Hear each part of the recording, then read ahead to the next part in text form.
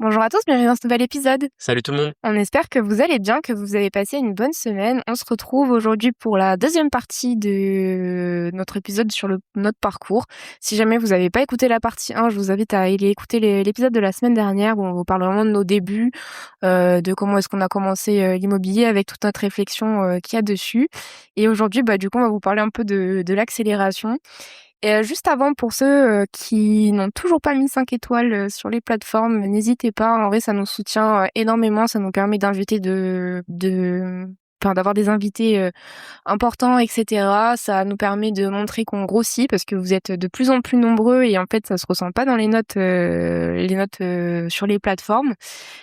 Également pour ceux qui sont intéressés par les accompagnements, je vous mets le lien du calendrier si vous voulez réserver un call avec Julien. L'été est un très bon moment Tout à fait. pour... Sachant que normalement, si vous écoutez si vous écoutez cet épisode, on est plus ou moins aux alentours de mi-juillet. Si vous voulez réserver un call avec moi, dépêchez-vous parce que en août, tout le monde est un peu en vacances, nous y compris. Et c'est exactement ce qu'on disait la semaine dernière, c'est que l'été est une super période pour démarrer l'investissement immobilier. Et si vous avez vraiment votre objectif de faire l'OP avant la fin d'année, il faut que globalement en août vous ayez commencé les recherches. Donc je pense que si jamais vous voulez qu'on travaille ensemble, là c'est important de rapidement qu'on réserve un call. Exactement. N'hésitez pas aussi à vous abonner sur Instagram, La Flouserie, et YouTube. On vous partage sur Instagram du coup un peu tous les jours de notre quotidien d'investisseur et sur YouTube une vidéo une vidéo qui sort toutes les 2 semaines si jamais ça peut vous intéresser. Et on est parti pour la deuxième partie. Alors, je sais même plus où on vous en a laissé, où on était... On vous a laissé sur une note saucisse pourrie et quasi squat. Et quasi squat sur l'appart. On vous avait dit que globalement c'était un peu... Donc là, faut savoir qu'en termes de calendrier, le mort dans un de nos appartements c'est fin 2021. Le squat c'est plus ou moins sur l'année 2021 et sachant que ce fameux immeuble on le revend à l'été 2022. On décide d'ailleurs de le mettre à la vente début d'année 2022. Je parle avec un ami agent immobilier, il me dit tu sais quoi, tu veux pas le revendre, c'est bien. Je suis là, tout dépend du prix. Et c'est lui qui me trouve un acquéreur. Donc si jamais il passe par là, dédicace à lui, parce que c'est vrai que là il nous avait sorti un immeuble qui quand même qu'on pouvait plus trop se voir. Ouais. Et c'est vrai que ce début d'année 2022, ça avait été un peu compliqué. Je pense que c'est une des vraies mauvaises périodes qu'on a eues dans l'immobilier, tout simplement parce que on avait eu un peu la remise en question de l'IMO à cause de cette super mauvaise anecdote. Donc là encore, si un jour vous faites de l'immobilier, si à un moment donné vous remettez un peu tout en question, c'est normal. Oui, Je tout pense le que monde passe par là à un moment donné. tous les chefs d'entreprise, tous ceux qui ont un business un jour vont le remettre en question, se demander si ça vaut encore la peine de continuer. C'est votre système nerveux qui s'acclimate. Exactement. On décide finalement quand même de continuer. C'est aussi dans cette période-là où on fait une petite pause de l'IMO pour plusieurs raisons. On a un peu du mal à trouver des biens. On va pas se mentir, mais début 2022, en fait, on paye le marché un peu foufou de l'immobilier qu'il y avait en 2020-2021. Je me rappelle qu'on a plusieurs trucs qui nous ont passé sous le nez, soit on n'a pas eu le temps de visiter, soit quand on a visité, il y avait déjà quelqu'un qui se positionnait, c'était insupportable. On a eu beaucoup de négos qui ont pas abouti parce qu'en fait là les agents immobiliers étaient au prime, ils se sont dit que 2022 ça allait être encore mieux que 2021. Moi j'avais les infos en interne dans les banques que ça commençait à sérieusement se tendre au niveau de la politique de taux et que la banque centrale allait remonter ses taux parce que l'inflation était en train d'arriver. Faut pas oublier aussi que février 2022 c'est aussi la guerre en Ukraine. À ce moment-là il y a le présidentiel en plus. Il y a le présidentiel, mais il y a surtout la guerre en Ukraine qui vient jouer sur le coût des matières premières et donc sur l'inflation. Donc voilà, c'est une période qui est un peu complexe pour nous. On met un peu de temps à retrouver notre prochaine opération, sachant que là on décide un peu plus de se diversifier sur les locaux commerciaux à ce moment-là parce que justement on a eu beaucoup un peu de mauvaises expériences avec les locataires. Il y a un autre immeuble aussi où on a pas mal d'autres anecdotes mais qui sont quand même un peu moins graves que celles qu'on avait racontées sur celui qu'on a vendu. Peut-être la plus chiante, c'est qu'on a eu une infestation de cafards de, je pense, ça a mis un peu de temps à plusieurs milliers de cafards dans un appart et globalement on avait fait venir un spécialiste qui avait mis du produit mais ça n'avait pas suffi. J'ai acheté je ne sais combien de produits à l'euro Merlin qui n'ont pas suffi. Le truc qu'on a utilisé qui nous a réglé le souci, c'est comme par hasard un produit qui n'est pas en vente en France mais qui est en vente en Allemagne.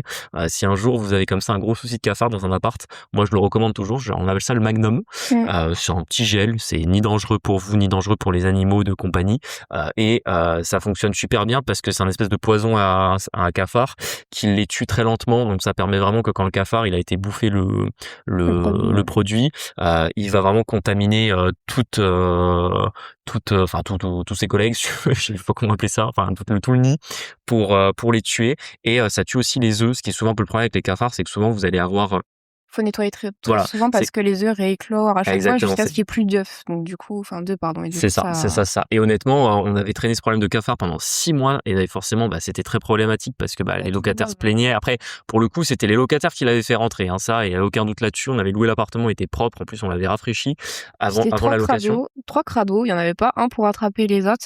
Celle du dernier, peut-être à la limite, qui était un peu moins sale que les deux autres. Et à la fin, on a réussi à s'en débarrasser quand ils sont tous partis. C'est vrai que ça aussi, c'était un petit moment à vide où en fait on s'est dit putain, il n'y a plus personne dans l'immeuble.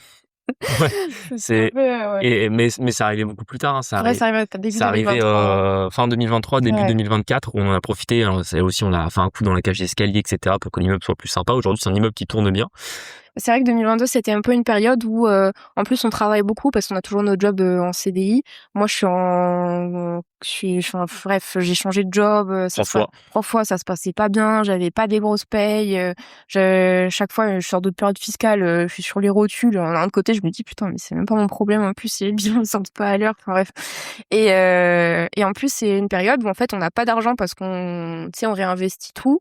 On a beaucoup de travail le week-end en plus de notre travail, la semaine, et c'est vrai qu'on est un peu dans le dur quand même là. Je pense que là c'était vraiment, mais d'un autre côté tant mieux parce qu'après ça a payé, mais c'est vrai que sur le moment, moi non plus 2022 j'en garde pas. D'ailleurs on a pris un deuxième chat pour mon moral. Savoir que Maria, chaque fois qu'elle fait une dépression, il y a un chat qui est venu soigner la dépression. Ouais, que 2, donc ça va. Mais oui, c'est vrai que 2022 était pas... Parce qu'en plus, ce qu'on oublie un peu, c'est que dans l'épisode 1, vous avez raconté forcément que quand on a démarré l'investissement IMO, à la base, on voulait pas avoir un rythme aussi soutenu que celui qu'on a eu. C'est le Covid qui nous a un peu fait vriller là-dessus. Et en fait, la réalité, c'est que en 2022, on est déjà globalement 3 ans après la fin de nos études, après le début du salariat. Marie change plusieurs fois d'emploi avec à chaque fois toutes les conséquences qu'on a. Puis ça permet d'augmenter un peu mes salaires. À chaque fois, en fait, quand je change, j'augmente mon salaire. C'est un peu con, mais... Voilà, c'est un peu la réalité. Moi, je suis en banque. Je câble parce qu'en fait, j'en peux plus. J'aime pas ce métier. Je pensais pas le faire aussi longtemps. J'ai aucune proposition d'évolution en interne. Pourtant, on a essayé. On a essayé. Même on était prêt à ce que tu prennes un poste sur Marseille, etc., pour pouvoir augmenter nos revenus, et en fait ça prenait pas. Et le problème, c'est que c'est toujours pareil, c'est que moi j'ai toujours été quelqu'un, j'ai du mal à dire que quand ça va pas. Du coup, j'ai essayé d'expliquer à mon manager que le boulot qu'il me proposait, c'était un peu c'était pas ouf. Après, en même temps, j'avais beaucoup de télétravail, ce qui me laissait beaucoup de temps pour aller faire des visites, faire de l'IMO. Faut savoir que mon télétravail, ça a toujours été du temps que j'utilisais pour l'IMO. Après, j'ai très organisé, j'ai toujours eu des bons résultats parce qu'en fait vite. Ouais, je travaille vite, et en fait en banque, quand vous travaillez dans ce métier-là, vous avez énormément de temps qui est pas rentable. Et comme moi, je suis toujours été dans la rentabilité, y compris sur mon temps, globalement, j'arrivais à me débarrasser un peu de toutes les tâches non rentables et je ne faisais que les tâches essentielles. Donc, en faisant que les tâches essentielles, j'avais des bons résultats que voyaient les managers. Du coup, les managers étaient persuadés que je travaillais énormément, alors que je travaillais en réalité très peu, mais je faisais juste ce qu'ils voyaient. Pourquoi ? Parce qu'en fait, première année, je fais tout. C'est vrai que la première année, je me rappelle, ça avait été dur. C'est ça. Première année, je fais tout. Je fais tout, mais forcément, je fais tout pas bien parce que j'ai pas le temps de tout faire. On me dit, c'est pas assez. Du coup, année 2, je me dis, en fait, si j'arrête de faire tout ce qui sert à rien et que je fais que ce qui compte, est-ce que c'est mieux ? Deuxième année, on me dit, c'est génial ce que tu fais, continue. Je suis en mode, allez, très bien. Travaille 2 jours et demi par semaine. Exactement. Mais par contre, effectivement, on va pas se mentir, les clients, dès qu'ils me demandaient un truc chiant, c'était pas possible. Alors là, par exemple, moi, j'étais pas le banquier, fallait venir me voir pour un dossier pourri avec un 110%. Alors, j'étais pas le banquier pour vous financer. Je vous aurais dit un truc très poli du style, vous savez, en ce moment, la guerre en Ukraine, les taux compliqués, je vous aurais sorti une vieille objection externe. Le problème, c'est que, au bout d'un moment, en fait, juste, pour faire mes chiffres, j'avais pas besoin de ça. Donc, t'avais une petite poignée, là, avec qui tu travaillais bien, qui était agréable, etc., que t'as rangé vu que c'était les plus gros. C'est ça. J'avais exactement appliqué la loi de Pareto. J'avais 20% de mes clients qui me faisaient 80% de mes chiffres, et je m'entendais super bien avec eux. Et eux, pour le coup, j'étais aux petits oignons avec eux. Je faisais tout ce qu'il fallait. J'étais vraiment irréprochable. Du coup, ça me permettait de faire très bien mes chiffres et du coup d'avoir une extrême latitude. Faut quand même savoir que dans mon métier de banquier, j'avais droit à 1 jour de télétravail par semaine. J'ai fait que 2 demi-journées de présence par semaine pendant quasiment 3 ans. Et personne n'a capté. Personne n'a jamais capté. T'as eu la chance que t'étais affecté à une agence qui est très loin de chez nous. et un autre centre d'affaires. Bon, de toute façon, c'est tout ça. C'est ça. Et en fait, j'avais appliqué la stratégie diviser pour mieux régner. En gros, quand j'étais pas à l'agence, ils pensaient que j'étais au centre d'affaires, et quand j'étais pas au centre d'affaires, ils pensaient que j'étais à l'agence. Ouais, et en fait, Julien était à la maison, exactement, en train de travailler dessus là. Avec les chats, à la clim. Non, on n'avait pas la clim en plus à cette époque-là. Et bref, ça me permettait justement, quand j'avais des visites, quand il y avait des trucs à faire pour l'IMO, j'étais de la maison, c'était beaucoup plus simple. Ça me permettait de faire mon sport aussi, parce que je pense que ce qui m'a vraiment fait tenir toutes ces années, et ça c'est un énorme conseil que je peux vous donner, c'est trouver une passion qui vous plaît à côté de l'IMO et tenez-la. Moi, ça a toujours été le sport, ça a toujours été la force athlétique, que j'ai commencé à peu près en même temps qu'on s'est mis très sérieusement à l'IMO, c'est-à-dire fin 2020, début 2021. Globalement, c'est vraiment ce qui me permettait de tenir, et du coup j'allais faire mon sport grâce au télétravail. C'est ça. Donc on tenait ce rythme-là, mais vraiment milieu d'année 2022, on commence à être essoufflé. C'est-à-dire que là, c'est globalement Marie à l'Irox. Si vous vous souvenez quand elle l'a raconté. Globalement, là, on est à la moitié de la course. On voit bien, globalement, début 2022, on doit avoir une vingtaine de lots. Donc c'est super. Les gens commencent à dire waouh, 20 lots, vous avez 25 ans, c'est incroyable, comment vous avez fait, etc. D'un autre côté, on voit pas les fruits pour l'instant des 20 lots, parce qu'on est encore au début, on n'a pas fait les plus grosses OP, on a quand même l'impression d'en avoir déjà beaucoup donné, mais on trouve que les résultats sont vraiment pas assez. C'est là aussi où on se rend compte que globalement, combien tu veux pour quitter ton taf, 20 lots, c'est pas assez, ou alors faut avoir fait des opérations de fou. J'avoue que en plus à ce moment-là, moi je disais tout le temps à Julien, genre faut qu'on arrête nos jobs et tout. Moi j'en ai marre de faire ça, etc. Et Julien était là, en vrai, on peut pas quitter avec 3 ou 4 000 de cash flow. En fait, on vivra juste comme ça, tu vois. Il était là, en fait, il faut 9 à 10. Et pour 9 à 10, il faut encore tenir un peu, tu vois. Et franchement, moralement, c'est vrai que ça avait été un peu... ça avait été compliqué, parce que moi, je l'ai tout de suite vu, c'est que le cash flow dont on parle souvent, il y a des moments où il peut vite être bouffé. En mode, vous avez une tuile plus un locataire qui paye pas, et vous passez de 3 000 de cash flow à 1 500. Ouais, c'est qu'en fait, le cash flow est vite grignoté quand il y a de la vacance locative, un impayé, des retards. C'est ça. Et c'est pour ça que globalement, vous devez toujours prendre une marge qui est beaucoup plus grosse par rapport à ce que vous avez besoin. On n'a pas besoin de 10K pour vivre par mois. Je pense qu'on vit très bien avec 3-4 000 à deux. Mais la réalité, c'est que moi, je voulais une vraie marge de sécurité. Ça revient à ce que je vous avais dit dans la partie 1, c'est-à-dire que moi, dans mon enfance, j'avais l'impression que mes parents, ça avait toujours manqué de thunes, et je voulais pas manquer de thunes. Du coup, moi, la seule manière pour moi d'avoir l'impression que je manque pas de thunes, c'est de gagner largement plus que ce que je dépense. Il faut que globalement, chaque mois, j'ai plus d'argent sur le compte que j'en avais le mois d'avant. Après, c'est simple, parce qu'en soi, ça fait l'effet boule de neige des intérêts composés sur tout ce qu'on fait, que ce soit l'IMO, de la bourse, des cryptos, peu importe. Mais ça permet surtout en fait, d'avoir assez, tout simplement, et d'avoir de la marge pour quand justement il y aura des soucis. J'avais pas envie qu'on arrête nos jobs trop vite et qu'on soit stressé à cause de ça. Sachant qu'en plus, on avait tellement la tête dans le guidon que si on arrêtait nos jobs, là par exemple aujourd'hui on a recréé une activité, mais à l'époque on n'avait aucun projet de recréer des activités après. Voilà, c'est-à-dire qu'on était là en mode, si on quitte nos jobs, pour l'instant on sait pas ce qu'on fait derrière. Donc c'est pour ça que je voulais pas qu'on aille dans d'autres problèmes, qu'on finalement quitte nos jobs, mais qu'on se dise putain, on a quitté trop tôt, on peut plus emprunter, on est coincé, etc. Ouais, c'est surtout que moi professionnellement, je suis vraiment, en plus j'ai un peu shifté, je pense que je vous en ai parlé du coup dans la partie 1, mais moi mes parents étaient très travail, le travail c'est tout, voilà, même si t'es salarié, c'est quand même ton entreprise, tu vois. C'était travail, famille, patrie, ou juste travail, famille. Non, je rigole. Mes parents sont pas rouges. Et du coup, en fait, c'est là où j'ai commencé à comprendre que, et pour moi ça a vraiment fait une différence, qu'en fait ma place c'était pas, tu sais, vraiment j'ai commencé à me détacher de là, et là à partir de là le temps a été long. J'ai déclenché un eczéma parce qu'en fait j'étais pas bien en fait ça me saoulait de venir travailler pour ces gens-là, mais d'un autre côté on avait besoin pour continuer les financements, et je me rappelle que ça avait été une période où vraiment j'ai capté qu'en fait on travaillait, le plus important, on travaillait vraiment pour nous à côté, et qu'il fallait vraiment se détacher de ces jobs, ces bullshit jobs, quoi. C'est vrai que t'as eu énormément de mal, ça c'est un... Je sais pas pourquoi d'ailleurs, avec le recul, je l'ai aussi mal vécu, parce qu'au final... C'est ton éducation. Je pense que ta plus grosse croyance limitante que tu n'as jamais eue, c'était celle que tes investissements, genre ton business, notre business, qui est l'immobilier, passaient avant ton job salarié. C'est vrai. Moi, je l'ai compris dès le début de ma sphère professionnelle, c'est-à-dire j'ai tout de suite vu, j'ai toujours été quelqu'un de très rationnel, et des chiffres, j'ai toujours vu que en gros l'immobilier m'enrichissait plus que mon salaire, donc en fait c'est normal que l'immobilier passe avant mon salaire. Sachant qu'en plus on a la chance d'être en France, franchement c'est galère de se faire virer, enfin je veux dire, même si votre patron s'en rend compte, qu'est-ce qu'il va faire ? Oui, voilà. Mais mes parents ont toujours eu peur de se faire virer, ce genre de choses. Vraiment, c'est dur à déconstruire. Bon, au final, fin 2024, j'avoue que j'ai pas eu trop de scrupules à partir en mode allez, ciao les nazes. Mais c'est vrai que 2022, c'était un peu la transition et bon bref, ça on sortait de 2 ans pas faciles. En plus, il y avait encore les restrictions, etc. Enfin Et, bref. et pourquoi on est essoufflé, c'est que voilà, si on court un marathon, ben là globalement on se sent au kilomètre 20. C'est-à-dire qu'on a fait la moitié, on a fait le plus dur en théorie, mais on n'est pas arrivé quoi. Je veux dire là on est pile à la moitié, il reste minimum 1h30 à 2 heures de course. Franchement on n'est pas bien, tu vois. Ouais. Et globalement on décide de mettre le casque et de continuer. Donc l'année 2022 passe, on fait encore 2 OP de plus.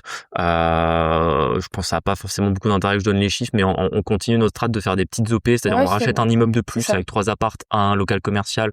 On achète 164 000 je crois. Ça rapporte aujourd'hui 1 700 € de loyer par mois, donc encore une bonne OP. Après au moment où on l'achète, les loyers sont un peu plus bas. On les a augmentés depuis. On achète un local commercial aussi sur Montpellier qu'on met en location. Pareil, belle renta à 10-11%, sachant que tous les frais, donc taxes foncières, charges de copro sont pris en charge par le locataire. Donc voilà, on continue des OP qui sont pas énormes, c'est-à-dire que on est à chaque fois entre 100 et 200 000 € sur les OP qu'on fait. C'est parfois il y en a qui nous ont dit pourquoi vous avez pas fait des OP plus grosses. Je suis pareil les gars, le cash. Vous faites 2 opérations par an, faites 2 opérations à 200 000, c'est au moins 40 000 d'apport quoi. Et je vous avoue qu'en plus on a fait par la suite on va vous le raconter, on a fait notre plus grosse opération. On va y arriver. Et je pense que jamais on refera aussi gros. Donc Et globalement, du coup, l'année 2022 se passe. 2023, là, ça avance un petit peu mieux. On part au Mexique, c'est les premières vacances qu'on fait en vrai. C'est ça, c'est-à-dire que le début d'année se calme. On va dire que les problèmes qu'on avait un peu sur l'IMO ont eu tendance à se tasser. Il y a toujours pareil, moi j'ai toujours après la tempête, il y a le soleil. Et globalement, c'est une année qui est plus calme. On a beaucoup moins de soucis. Je pense que c'est une de nos meilleures années en soi sur l'IMO. Très peu de problèmes à gérer. Les opérations qu'on fait cette année-là se passent plus ou moins bien. Et on fait nos premières vraies vacances. On avait fait quelques vacances ensemble en Espagne, au Portugal. On prenait souvent quelques Airbnb pour des week-ends, des trucs comme ça. Ça, c'était un peu ce qu'on s'autorisait, etc. C'est ça. Et là, les premières vraies vacances. D'ailleurs, même Marie hésite parce que je sais plus, le voyage, il nous coûte 6 000 balles, je crois. Ouais. 6 000 balles, un truc comme ça. C'est mon premier voyage hors Europe. Exactement. On prend l'avion à Montpellier, Paris, Atlanta, Cancun, Tulum. Du coup, on va à Tulum. Vous savez pourquoi on va à Tulum, hein.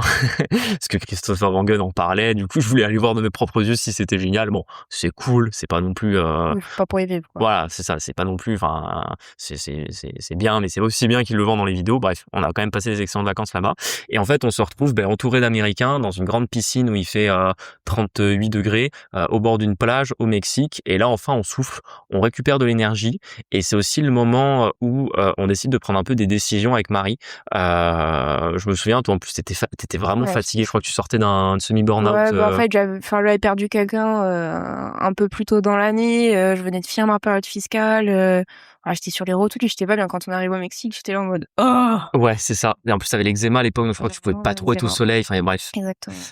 Et en fait, pendant ce voyage-là, ça nous fait vraiment 10 jours de pause. En plus, on est complètement coupé professionnellement parce que y a pas énormément de réseau au Mexique. De toute façon, Et bon, c'est ça. Donc en vrai, c'est des vraies vacances comme on a quasiment pas repris depuis. Et globalement, on se pose et on fait nos calculs. Et moi, je fais les calculs que à ce moment-là, on est à 25 lots.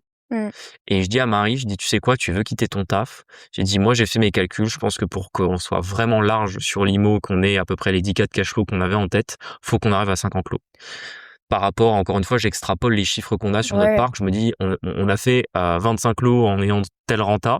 J'avais pas fait la renta moyenne, mais j'avais surtout calculé le cash flow. Je me suis dit, voilà, si on double, peut-être qu'on arrive à faire un petit peu mieux et globalement, on sera à peu près à 10 cas de cash flow. Donc, et je lui ai dit, tu sais quoi, on se met un objectif. 31/12/2024, on quitte nos emplois. Et à ce moment-là, on est en mai 2023, donc c'est dans longtemps, mais pas si longtemps non plus. Donc au final, on se dit que c'est faisable. C'est ça, parce que ce qu'on avait besoin, c'était globalement, à ce moment-là, si encore une fois je dois reprendre l'allégorie du marathon, on est au kilomètre 32, il reste 10 bornes. T'as fait vraiment le plus dur et tu te dis vas-y, maintenant je vais tout donner pour essayer d'améliorer mon temps et d'arriver bien classé à la fin du marathon. C'est ça. Là, c'est exactement ce que je lui dis. Je lui dis, écoute, ça va être dur. On va faire de l'IMO comme on n'en a jamais fait. Je lui dis, à partir d'aujourd'hui, on est entrepreneur de l'IMO. Je dis maintenant, c'est l'IMO, c'est notre business. En fait, on est chef d'entreprise dans l'IMO. Et c'est vrai que j'ai souvent entendu sur Internet que l'immobilier, c'était la petite voie de l'entrepreneuriat. C'est vrai, parce qu'en fait, vous devez, quand vous devenez gros à un moment donné dans l'immobilier, c'est plus juste un investissement, c'est un business. Vous avez votre entreprise d'immobilier, combien vous rentrez de loyer chaque mois, combien vous avez de charges, qu'est-ce qui reste à la fin, qu'est-ce que vous pouvez faire pour réinvestir, comment vous pouvez optimiser tout ça. On regarde tout ça ensemble et on se dit, OK, si on va vouloir aller vite, globalement, on sait qu'on est quand même limité par les banques, on sait qu'on peut faire globalement 3 4 OP en 1 an et demi. C'est difficile de faire plus parce que une OP c'est 6 mois et que c'est... Je pense qu'on envisage même la doublette en vrai, à un moment donné. On envisage même la doublette d'en faire 2 en même temps pour vraiment tout donner en se disant de toute façon après on quitte notre job, c'est terminé, tu vois. On lance le podcast. J'allais y venir sur le podcast et juste pour terminer sur les chiffres, et on se dit il faut qu'on fasse quand même des OP un peu plus grosses parce que globalement là maintenant les banques savent qu'on sait faire de l'IMO, on n'a plus l'objection interne du banquier de ça va se louer, on a juste une question de cash, on fait des calculs plus ou moins sur tous les fonds de tiroir qu'on peut tirer, sachant que ça y est, on a quand même un parc maintenant qui commence à générer 4 000 € de cash flow à peu près tous les mois, donc ça fait quand même du cash en plus, c'est-à-dire qu'en 3 mois vous mettez 12 000 € de côté pour potentiellement faire d'autres apports, on se dit on va tout donner. C'est à ce moment-là aussi qu'on décide de créer le podcast parce qu'à l'époque, en 2022-2023, j'avoue que ce qui m'avait un peu remotivé pour l'IMO, c'était aussi d'écouter des podcasts justement, d'écouter d'autres gens qui avaient des problèmes, de se rendre compte qu'en fait, des fois je me disais c'est pas possible qu'on ait pas de chance et en réalité des fois quand j'écoutais les podcasts des autres, je me disais en fait on a plutôt de la chance parce que voilà, c'est normal qu'il y ait des soucis dans l'immobilier. D'ailleurs, vous n'entendrez jamais un chef d'entreprise vous dire qu'il a pu créer son business et devenir milliardaire sans avoir de gros soucis à gérer. Et même aujourd'hui, alors qu'on connaît pas mal d'entrepreneurs dans plein de domaines, ils ont eux-mêmes leurs gros soucis qui peuvent leur arriver. Donc globalement, ça m'a fait prendre du recul, ça m'a fait ravaler ma salive et de me dire bon allez, fini de se plaindre, on va remettre les mains dedans et on va y aller. Et c'est pour ça qu'on se dit en fait, là on commence à avoir vraiment beaucoup d'anecdotes à raconter. Et si on crée un podcast pour en parler, vraiment au début ça avait juste l'intérêt de parler un peu de tous ces sujets parce que pour le coup à l'époque on en avait tellement peu parlé à notre entourage qu'il n'y avait pas énormément de gens autour de nous qui faisaient ou parlaient d'immobilier. Là maintenant, indirectement grâce au podcast, grâce au compte Instagram, on a pas mal d'amis, pas mal de connaissances qui se sont mis dans l'IMO, qui sont peut-être aussi devenus des amis par après. Donc on va dire aujourd'hui on a un réseau de gens avec qui on fait pas du business mais qui partagent un peu nos valeurs et notre monde entrepreneurial. Donc c'est agréable, mais à l'époque on n'a pas ça et on se dit que ça nous manque.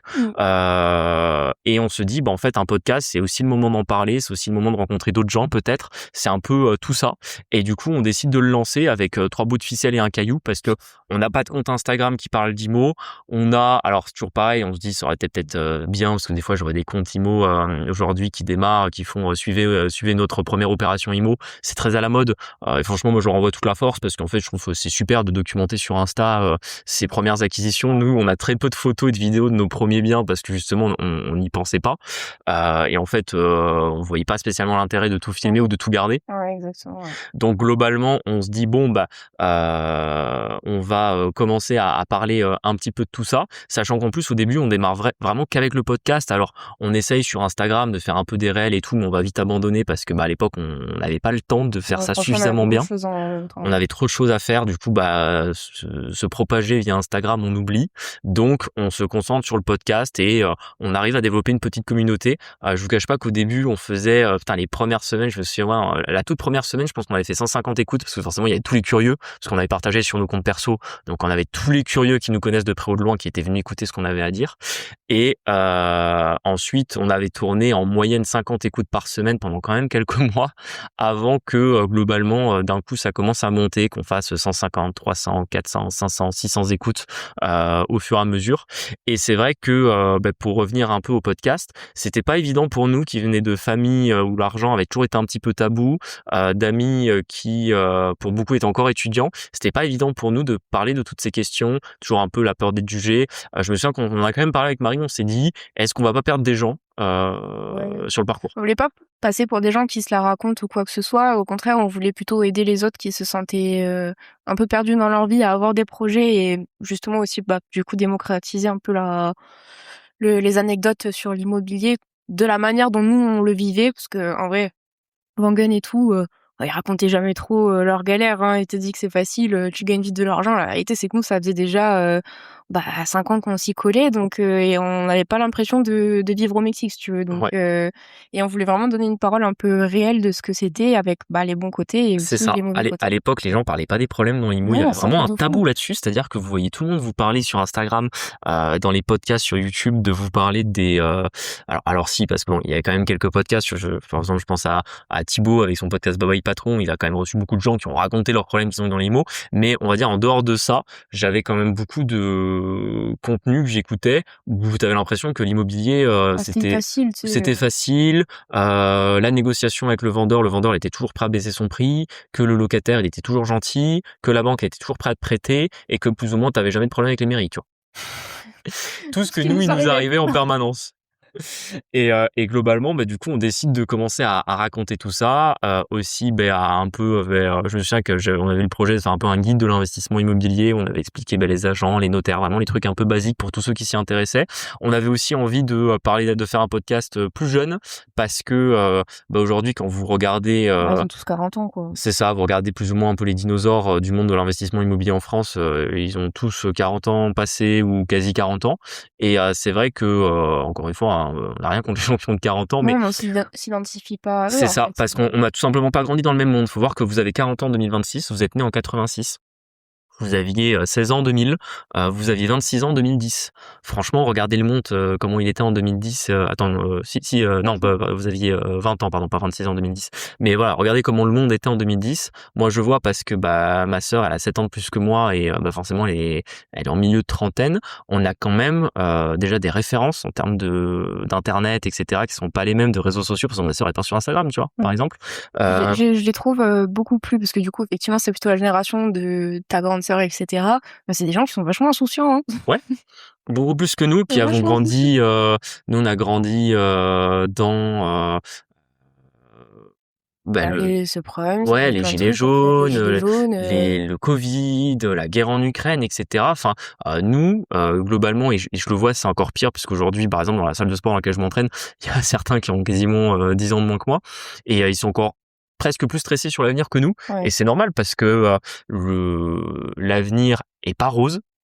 Si tu décides pas de prendre ta vie en main, de prendre tes finances en main, tu finiras pauvre, endetté et frustré. Ouais, Ça, malheureusement, hormis quelques chanceux qui peut-être auront un métier, quelque chose qui les paiera très bien, la réalité, c'est qu'aujourd'hui, si tu te bouges pas les fesses pour te constituer ton propre patrimoine et préparer ta retraite, ça va swinger très fort dans notre génération. Et on va se retrouver avec des écarts entre ceux qui se seront bougés et qui seront très riches et ceux qui seront pauvres, comme dans certains pays. Tu sais, nous, on a grandi un peu l'éducation nationale, où tu as toujours dit, vous avez de la chance d'être en France, regardez les pauvres qui meurent de faim en Asie ou en Afrique, tu vois. Globalement, je pense que notre génération finira là-dedans quand ils seront vieux, parce que le système des retraites n'existera plus, parce que il y aura une dette si colossale que soit il y aura une inflation de fou, et du coup, si t'as mis de l'argent de côté mais sans prendre des actifs, en fait, ton épargne ne vaudra rien. Si t'auras peut-être plein de services, plein de biens de consommation qui seront plus accessibles.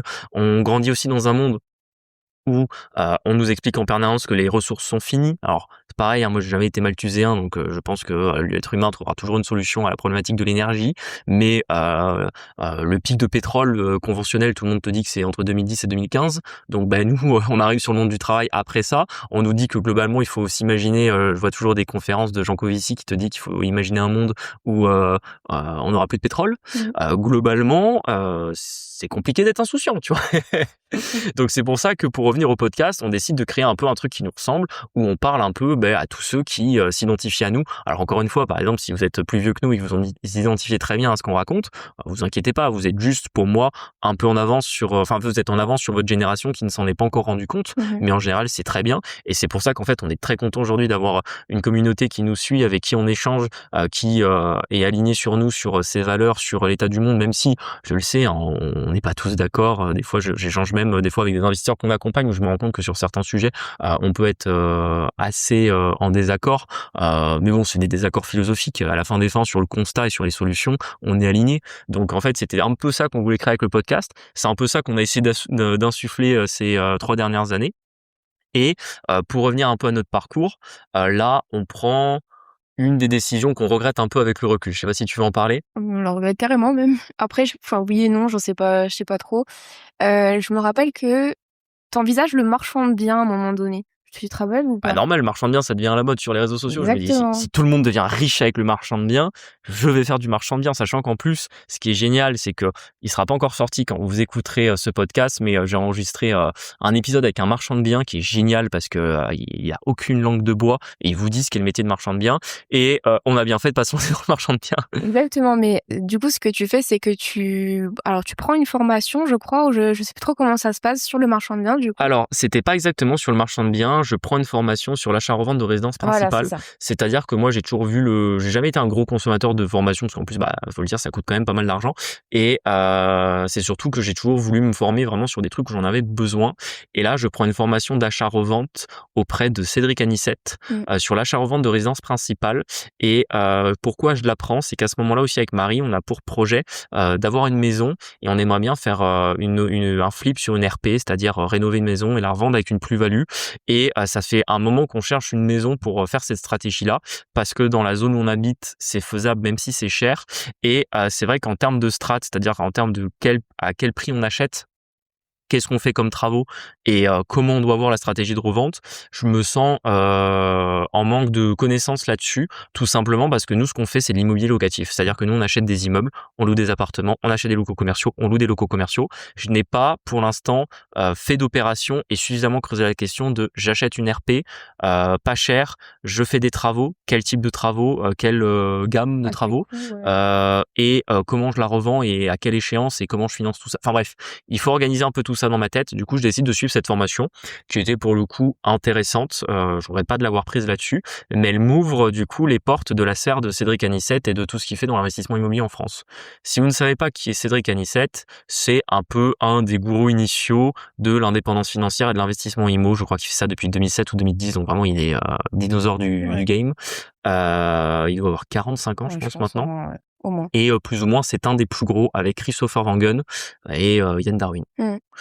Moi, j'en avais toujours une opinion positive de Cédric Anissette. J'ai jamais été un fan de ce qu'il faisait, mais voilà, j'en ai toujours dit, c'est quelqu'un qui en parle. Après, bon, il a son business, il a ses formations, mais globalement, il me donne des conseils et il crée du contenu là-dessus. Donc, ça faisait partie des vidéos que je regardais, par exemple, quand j'ai commencé l'investissement immo. Donc, je pars quand même avec une a priori positive et une certaine confiance dans le personnage.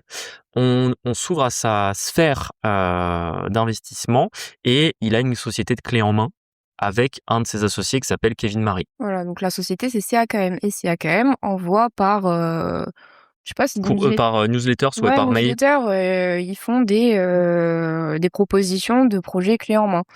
Je fais juste une toute petite anecdote, une toute petite aparté, excuse-moi Marie de te couper, on arrive sur la 3e anecdote. Oui, voilà, pardon, c'était la 3e anecdote. Celle qu'on n'a jamais racontée du coup parce qu'on attendait que cette OP se termine, etc. Et du coup, c'est Kevin qui gère principalement CAKM. C'est-à-dire que Cédric est là, mais... Kevin qui est pour l'histoire, qui est un des premiers participants des formations de Cédric Anissette et qui du coup avait voulu... Je crois que c'est un mec qui est podologue à la base. Ça. Et qui du coup s'est associé avec Cédric Anissette et qui il avait l'air d'avoir fait déjà quelques projets de clés en main. Et vous allez voir par la suite que c'était un peu compliqué. Donc, on reçoit du coup souvent des projets clés en main par ce biais-là. Et vu qu'on était dans l'optique de soit faire une OP de flip de RP, soit d'acheter beaucoup plus gros, partir sur une grosse OP. Donc, grosse OP pour nous, c'est entre 400 et 500 000. Alors, à la base des bases, on n'était pas forcément parti sur une OP aussi grosse, on n'était pas jusqu'à 500 000, on était plutôt, on va faire un truc, mais on voulait entre 300 et 400. On voulait beaucoup de lots. Voilà, c'est ça. On voulait faire une OP au moins 6 lots. Voilà, c'est ça. Pour aller plus vite. Bon, on a fait 9. Et du coup, on reçoit, tu reçois cette proposition-là. Donc, en fait, c'est un ancien hôtel qui se trouve en Dordogne. Quand il sera vendu, on vous donnera la ville si ça intéresse. Pour l'instant, on donnera pas la ville. Qui est pas loin d'une très grosse ville, mais quand même, en tout cas, c'est dans une ville qui reprend un peu d'économie.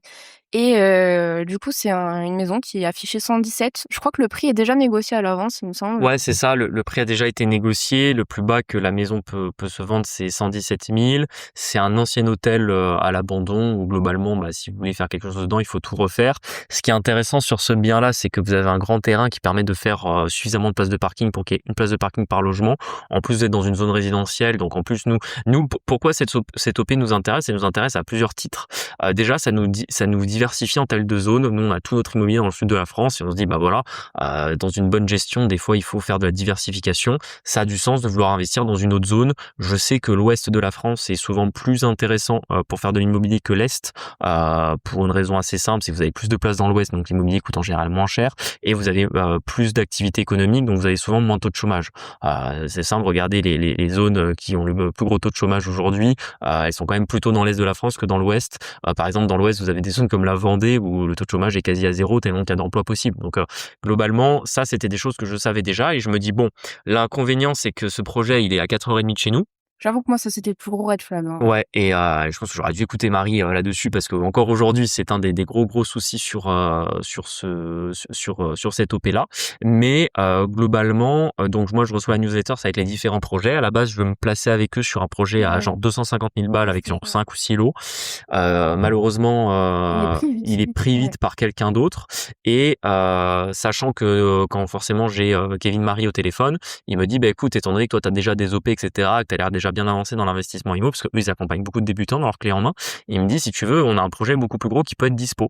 Et là, vous allez vous dire, bah attends, ils savent faire de l'investissement IMO, pourquoi est-ce qu'ils décident de partir sur un projet aussi gros, aussi loin et de pas gérer les travaux eux-mêmes? En fait, encore une fois, c'est une question de temps, parce que ça s'inscrit dans notre stratégie, comme on a décidé de quitter notre job au 31-12, il faut qu'on fasse une OP qui aille vite, ou s'il y a des travaux, on n'a pas le temps de gérer les travaux. C'est-à-dire que là, vraiment, on est salarié, on a tout le reste du parc à gérer, on peut pas se permettre de faire un chantier de 9 lots où globalement, il faut être toutes les semaines sur le chantier. C'est impossible pour nous.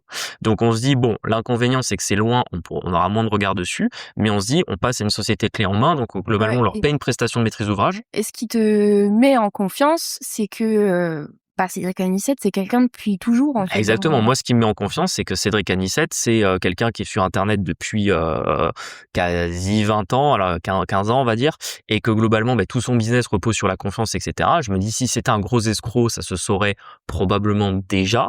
Et je me dis surtout, en fait, le mec, si jamais l'OP se passe mal, en fait, il fout toute sa crédibilité en l'air, quoi. Globalement, moi, c'est ce que je me dis à ce moment-là. Ce qui est pas totalement incohérent comme raisonnement. Vous vous doutez bien que si aujourd'hui, je sais pas moi, on propose une OP à quelqu'un et que ça se passe super mal et qu'en fait, on était au courant, en fait, c'est notre crédibilité qu'on met en jeu, tu vois. Et moi, j'ai toujours été quelqu'un, pour moi, la crédibilité quand t'es dans une activité économique, c'est ce qui est le plus important. Et globalement, du coup, on y va avec une certaine confiance. Ce qui nous met aussi en confiance, c'est que on est allé plusieurs fois sur visiter des projets avec eux. Et à chaque fois qu'on a visité des projets, globalement, ils nous ont toujours mis en confiance, parce qu'on voyait des artisans travailler, on voyait des projets à différents stades d'avancement. Donc on voyait bien qu'ils en avaient fini. Donc s'ils avaient fini des projets, c'est qu'ils avaient respecté leur contrat jusqu'à la fin.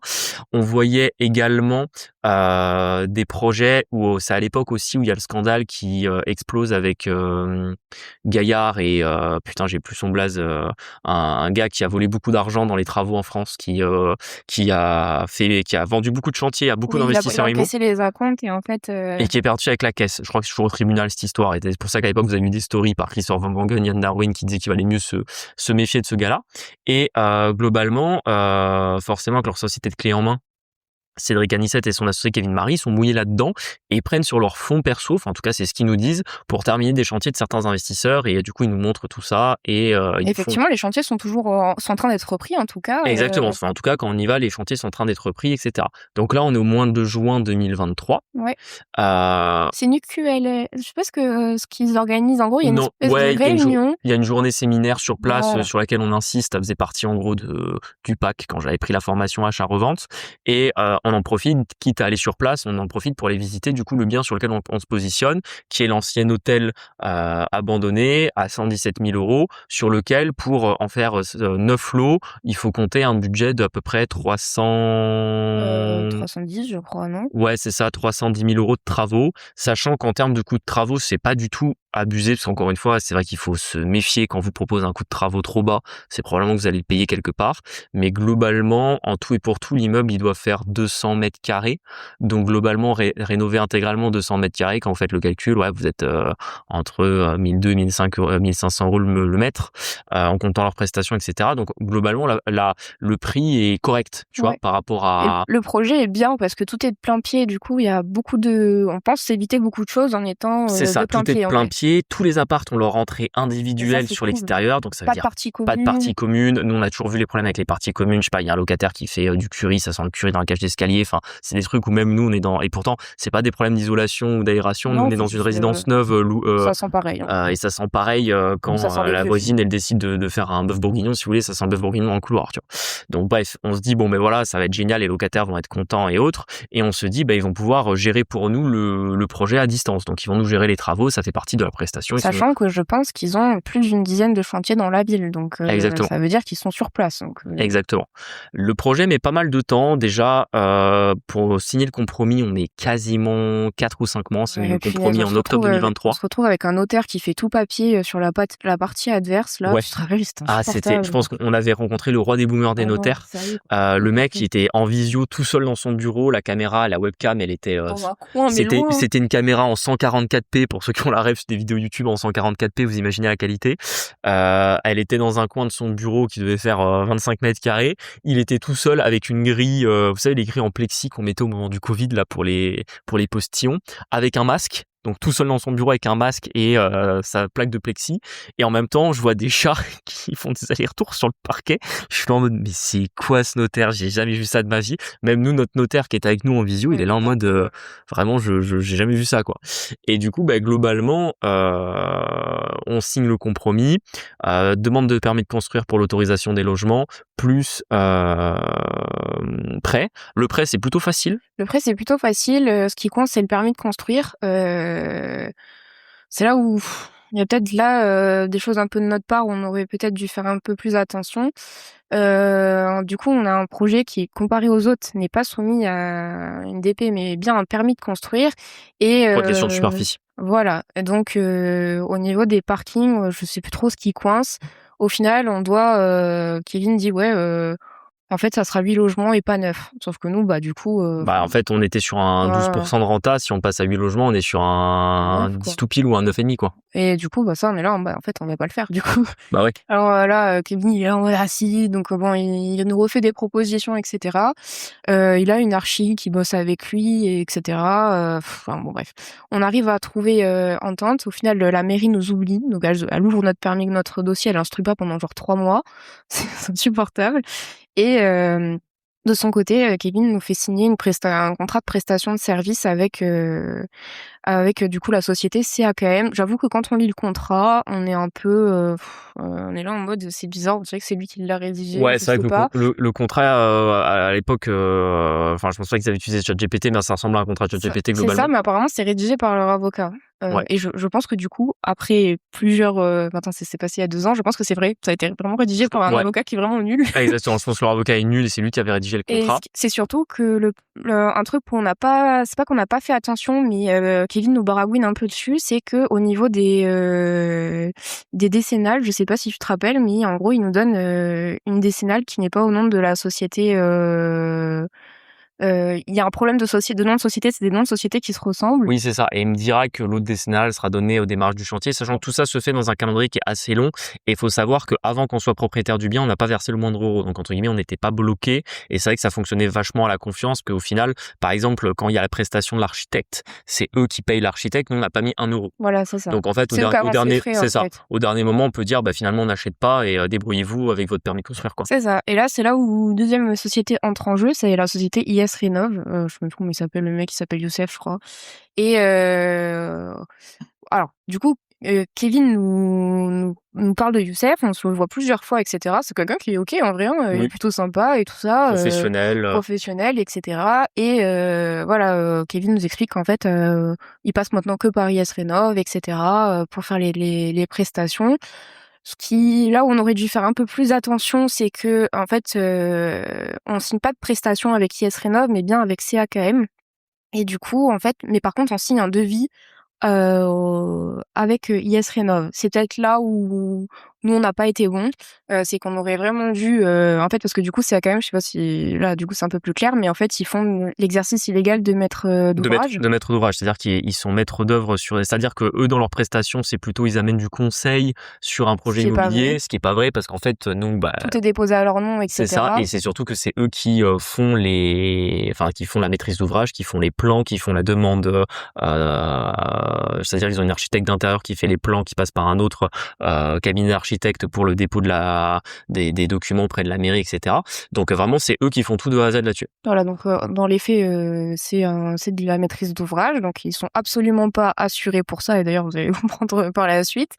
Et du coup, une fois qu'on a signé le bien, donc je vous épargne quelques longueurs, etc. On signe finalement en mars 2024. On signe en mars 2024, et là, ça va très vite au niveau des travaux. C'est vrai que ça va très vite. On monte quand même une fois par mois, je pense, un truc comme ça. Ouais, c'est ça. On monte une fois par mois pour s'assurer des travaux. Kevin est plutôt réactif, en vrai de vrai. Sachant que pour nous, c'est quand même 9 heures de route sur une journée, donc c'est pour ça qu'on ne peut pas y aller toutes les semaines non plus. C'est ça. Et puis, on a quand même des retours WhatsApp, il nous montre des photos, etc. Ouais, lui, il va 2 fois par semaine sur le chantier. C'est ça. Et je pense alors on fait pas la livraison précisément du chantier en juin 2024, mais en fait, Kevin nous prévient qu'en fait, il y a quand même des longueurs avec Enedis d'une manière générale sur tous les chantiers, et qu'il faut qu'on fasse attention. Ça, on en a déjà parlé plein de fois sur le podcast, de ce souci avec Enedis. Donc on ouvre bien le dossier quand on est propriétaire. Ça met des plombes. On a un double dossier chez eux. Ils nous ferment le dossier pour nous le réouvrir. Du coup, on repart de zéro sur les dates. Enfin, c'est vraiment, et ça, pour le coup, rien à voir avec Cédric Anissette et les anecdotes qu'on va vous raconter, mais vraiment Enedis, pire entreprise de France. Vraiment, tous les investisseurs immobiliers le disent. Hier, j'ai enregistré le podcast avec le marchand de biens. Il me confirmait que lui, Enedis, ça ne fonctionne jamais, peu importe sur quel projet il travaille. Vraiment, c'est catastrophique. C'est ça. Et du coup, à chaque fois, on voit Kevin, du coup, de mars à juin, quasiment tous les mois. On rencontre l'archi aussi, qui, on l'avait déjà vu une ou deux fois, qui s'est occupé des plans. En vrai, ça avance super, super vite. Le seul problème, c'est qu'on n'a pas l'électricité. Et c'est là où aussi, du coup, on a découvert, il y a déjà pas le compteur de chantier sur vos travaux, faites attention. Parce que du coup, on s'est rendu compte qu'en fait, ils avaient pas fait les travaux pour que Enedis puisse intervenir rapidement. Et c'est tout le litige qui suit sur 1 an, où en fait, YesRénov et CAKM n'ont jamais fait ce qu'il fallait en termes de... C'est ça.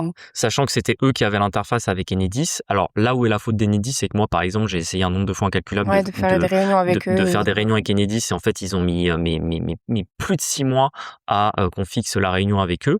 Et le souci, c'est qu'en fait, les travaux nécessaires pour que le raccordement de notre immeuble n'ont pas été faits par CAKM, YesRénov et plus ou moins les équipes de Cédric Anissette. Et du coup, c'est pour ça qu'on a perdu pour le raccordement Enedis. Globalement, notre chantier il aurait pu être livré au mois de septembre 2024, et on a eu du courant début septembre 2025. Exactement. Donc on a perdu 12 mois complets à cause à la fois d'Enedis et à la fois de YesRénov sur la non-conformité des travaux de raccordement.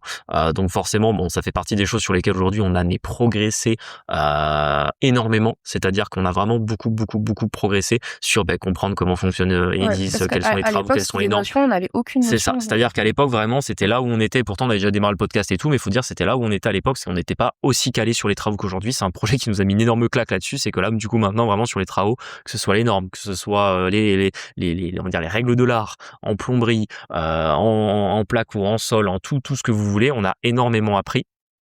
Et pour vous la faire courte, concrètement, ça a fini que on s'est énormément fâché avec CAKM et YesRénov.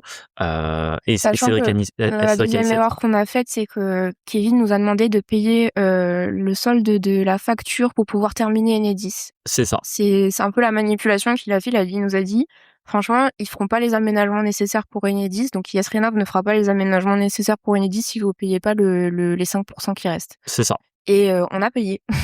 On a payé parce qu'en plus, à l'époque, on était quand même en confiance avec eux. Ils avaient quasiment livré le chantier. Vraiment, tout était quasiment... il manquait que les compteurs. Il manquait que les compteurs. Et en fait, on n'avait aucune raison d'être méchants.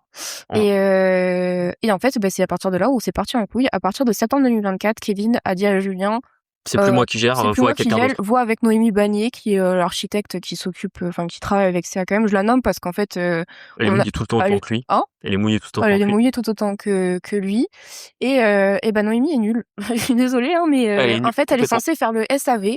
je pense qu'on est en contact avec elle pendant quasiment 1 an. Ouais. Moi, je passe de temps en temps sur Bergerac pour, je sais qu'Enedis, ça avance pas. Mais en fait, Julien demande, franchement, quand je vous dis que pendant 1 an, on s'épuise avec elle, on demande à chaque fois où est-ce que ça en est avec les réunions Enedis. Elle botte en touche en disant que c'est la chargée qui ne répond pas, lui demande toujours des modifications. On a des échanges de mails lunaires qui sont épars. Enfin, bref, c'est très compliqué pour nous de gérer et c'est là où notre erreur principale dans cette OP-là, encore une fois, c'est mal choisir une entreprise travaux. Ça peut arriver à tout le monde. Je pense que l'erreur principale que nous, on a bien digéré parce que voilà, faut reconnaître quand tu te trompes sur un projet, c'était d'avoir fait quelque chose aussi loin parce que en fait, c'est un projet où globalement, il aurait été une demi-heure de chez nous. Tout aurait été c'est ça, c'est-à-dire qu'à l'été 2024, juste avant qu'on commence à perdre sérieusement de l'argent sur la non-location des logements, on aurait repris les choses en main et fait intervenir nos artisans, sachant que bon, s'il y avait encore que Enedis, ça serait une chose, mais on s'est quand même rendu compte que les finitions, ce qui avait été promis sur les travaux de la part des entreprises IS Rénov, CAKM et donc Cédric Anissette, était très loin de la qualité qu'ils nous ont fournie, c'est-à-dire qu'il y avait énormément de malfaçons. Des contrepentes, par exemple, ça c'est le plus gros souci qu'on a actuellement. Des contrepentes au niveau des évacuations. Ouais, c'est ça, contrepente au niveau des évacuations. Ils avaient mal dimensionné la taille de l'arrivée d'eau de l'immeuble. Donc notre plombier a dû y aller pour changer la dimension du tuyau qui était trop petite pour 9 appartements. Plus ou moins des problématiques de port, des problématiques de fenêtres. VMC posée, raccordée. Ouais, VMC posée mais non raccordée. C'est des trucs à la con, mais par exemple les joints de douche étaient pas faits. Vous allumez l'interrupteur de la cuisine, en fait c'est la hotte de la cuisine, ça déclenche la lumière de la salle de bain. Ouais, donc des petits problèmes sur les legs. D'ailleurs, ils ont eu les consuels. J'avoue, c'est un mystère pour nous. On ne sait toujours pas comment ils ont eu les consuels. Mais pareil pour les DPE, je ne sais pas comment. C'est ça. Comment c'est bon, tant mieux pour nous dans un sens, mais c'est un enfer. Je vous assure que chaque étape est compliqué. Avoir les consuels, c'est compliqué. D'un autre côté, on est super loin, donc en fait, c'est compliqué pour nous et on travaille en plus. Ouais. C'est à ce moment-là, on travaille. Et plus, on en reparlera rapidement, mais on fait 2 grosses autres OP en même temps. Voilà, c'est ça. Et franchement, là, de septembre 2024 jusqu'à août 2025, en fait, on s'épuise avec eux. Noémie est nulle, elle est menteuse. En plus, on n'a aucune main dessus. Entre-temps, du coup, on a à la fameuse réunion de juin 2023, on fait la connaissance d'un pote à nous maintenant, qui fait aussi un projet avec eux. Et pareil, lui aussi. Alors lui, c'était beaucoup plus petit, mais lui, ça a été même plus grave sur les malfaçons. Et en fait, c'est là qu'on a découvert un peu le poteau rose de toute cette histoire. C'est qu'en fait, jusque-là, on aurait pu imaginer que c'était vraiment notre chantier où il y avait eu un souci. C'est qu'en fait, on s'est rendu compte qu'ils ont escroqué au moins 20 à 25 personnes. Et on est ceux qui s'en sortent le mieux, je pense. Et on est ceux qui s'en sortent le mieux. Parce qu'on a suivi ça quand même assez... C'est ça, c'est-à-dire qu'à la fin des fins, finalement, là où on a de la chance, c'est que globalement, vu qu'on a quand même suivi ça et qu'on avait quand même une expérience dans les travaux, il y a beaucoup de choses qu'on a fait reprendre quand même quand on y allait, quand on voyait des trucs un peu incohérents, on disait mais attends, ça c'est mal fait, on disait ah oui t'inquiète, je vais le faire reprendre, etc. Donc au final, nous sur les malfaçons, etc., on s'en est quand même bien sortis. Il y en a où les malfaçons étaient vraiment pires que ça. Il y en a qui n'ont jamais été raccordés par Enedis. Ouais. Il y en a où carrément ils ont pris les acomptes, ils n'ont jamais démarré le chantier. C'est-à-dire que vraiment, on est passé de, par exemple, vous allez dire pourquoi est-ce que nous on n'a pas fait de procédure judiciaire, etc. Parce qu'en réalité, pour nous le dossier est trop mince. En fait, c'est ça. Ça aurait été trop de temps en justice. En fait, c'est que du coup, pour la procédure judiciaire, on a pris les avocats, on avait pris une consultation quand même pour être sûr. etc., pour voir ce qu'on pouvait faire. En fait, nous, on n'a pas assez de dommages, du coup, de malfaçons en termes de chiffres pour pouvoir arrêter le chantier pendant 3 ans, parce qu'une fois que vous êtes sous expertise judiciaire, vous ne touchez plus à rien. Vous touchez plus à rien, en fait, donc pas de locataire, rien du tout. Et forcément, vous plantez la banque. D'ailleurs, je pense qu'ils ont tous planté la banque. On a un groupe WhatsApp où ils sont 20 comme ça en procédure avec eux. On a essayé de contacter Cédric Anissette de notre côté, il a jamais répondu. Donc en fait, en plus, si vous voulez, quand je vois qu'il fait des tours du monde sur son catamaran avec notre pognon, ça m'agace légèrement. Là, pour le coup, ça, tu vois, c'est toujours pareil, c'est que il y a des gens qui vont avoir la haine contre d'autres pour pas de raison, juste par jalousie. Là, c'est pas de la jalousie, parce qu'en fait, ce gars-là nous a escroqué. Alors, on n'est pas non plus, heureusement, et nous, on a eu la chance, on n'est pas sur des centaines de milliers d'euros de pertes. Je pense qu'on n'en est pas loin en vrai avec les loyers perdus. Pour le coup, en fait, c'est les loyers perdus, surtout le retard de mise en location. Et en vrai, sur les travaux, en tout et pour tout, on a dû être sur un surcoût de 20 000 balles. À peu près, ouais. Ce qui, à la fin des fins, est moins de 10% de l'enveloppe totale du projet. C'est juste qu'à la fin, quand on y réfléchit, quand on voit la qualité de la prestation qu'on a eue, forcément, on a payé beaucoup trop cher pour ce que c'était par rapport à si on l'avait fait nous-mêmes avec nos artisans. Donc, nous, on va dire que l'aspect chantier là-dessus, c'est bien terminé. Mais c'est vrai que c'est un peu l'anecdote de fou qu'on voulait vous donner, c'est que Cédric Anissette est un gros escroc. est un énorme escroc. Sa place est en prison, faut voilà, le dire. Et Kevin Marie aussi, je pense qu'ils finiront tous les deux en prison, enfin j'espère du moins. Alors Cédric Anissette n'habite plus en France, il est domicilié à l'île Maurice parce que bien évidemment il va pas cotiser en plus. Parce que là vous avez quand même globalement une vingtaine d'investisseurs qui sont en procédure contre lui. On suit D'ailleurs ça regardez de loin. bien, mais sur CA quand même tout est bloqué au niveau des commentaires. D'ailleurs je suis très étonnée que ça aille pas plus loin sur les commentaires de Cédric Anissette. Parce que c'est Kevin Marie qui est l'interface de tout ça. Oui, eux ils sont toujours dédouanés en disant que c'était pas eux mais que c'était les entreprises de Yes Rénov. C'est ça, que c'était soi-disant les artisans qui avaient escroqué, qu'eux avaient été des victimes et que du coup ils essayaient de sauver la situation. Non, ils ont un avocat qui apparente de réclamer de l'argent. Nous on a tout payé, mais par exemple notre pote a pas tout payé. Kevin il est là en mode faut payer. Bah en fait non, non, la prestation est pas faite, voilà, pas de paiement, quoi. Donc en plus avec cet argent-là, ils sont là en train de prendre des consultations en Andorre pour bien évidemment pas payer d'impôts en France. Enfin, c'est complètement lunaire. Et ça c'est un peu alors, est-ce que c'est l'opération qu'on regrette? Oui, je pense qu'on la regrette. En vrai de vrai, c'est que si on avait su, on aurait fait ça, mais plus près, en fait. C'est ça, plus près. En fait, plus près. En fait, c'est un peu dommage. Nous, ce qui a été dur sur cette opéra, c'est qu'en plus, c'était notre plus grosse, donc c'était 500K, globalement un peu moins, 450K, on va dire, mais mal investi dans une opération qui n'a pas tenu toutes ses promesses. Et globalement, nous, on a de la chance d'avoir eu le reste du parc qui continue à payer, parce que nous, on a dû payer notre prêt. En fait, on avait un différé d'1 an. Au bout d'1 an, le chantier il devait être largement fini au bout d'1 an. Au bout d'1 an, le chantier n'était pas fini. On payait 2600, 2700 euros de prêt tous les mois sur le reste de notre cash flow, du reste du parc qui heureusement tournait correctement, quoi. Donc c'est vrai que ça a été une opération qui nous a énormément fait prendre de recul sur l'investissement, sur le fait d'accepter de perdre de l'argent, parce que globalement, si toute cette opéra s'était bien passée, globalement, on aurait entre 100 et 200 000 euros en plus sur nos comptes actuellement. Donc ça a été une OP compliquée, sachant que pour ceux qui ont écouté les épisodes les plus récents, et je terminerai là-dessus parce que je pense qu'on est à 55 minutes. On a 55 minutes et il nous reste encore quelques petits sujets à aborder, mais globalement, vous avez parlé dans quelques épisodes que malheureusement, il y avait quelque chose qui va pas dans ce truc-là, dans cet immeuble.